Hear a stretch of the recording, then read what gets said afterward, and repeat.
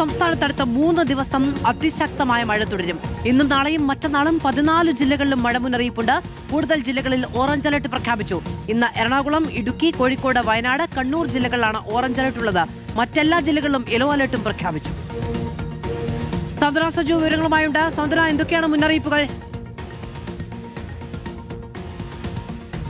മധു, സംസ്ഥാനത്ത് മഴ കനക്കുകയാണ്. ഇന്നും നാളെയും മറ്റന്നാളും 3 ദിവസം ഇപ്പോൾ എല്ലാ ജില്ലകളിലും മഴ മുന്നറിയിപ്പ് പ്രഖ്യാപിച്ചിരിക്കുകയാണ്.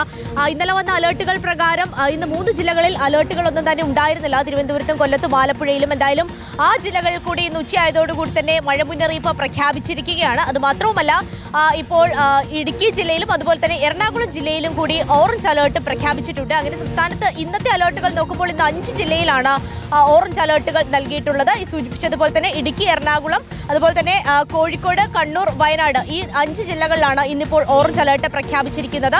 നാളെയും മറ്റന്നാളും സമാന സാഹചര്യം തന്നെയാണ്. നാളെ ഇന്നത്തെക്കാട്ടിൽ കുറച്ചുകൂടി മഴ നാളെ ഉണ്ടാകുമെന്നാണ് അലേർട്ടുകൾ പ്രകാരം വ്യക്തമാകുന്നത്, മധു. കാരണം നാളെ ഇപ്പോൾ 11 ജില്ലകളിലാണ് ഓറഞ്ച് അലേർട്ട് പ്രഖ്യാപിച്ചിരിക്കുന്നത്.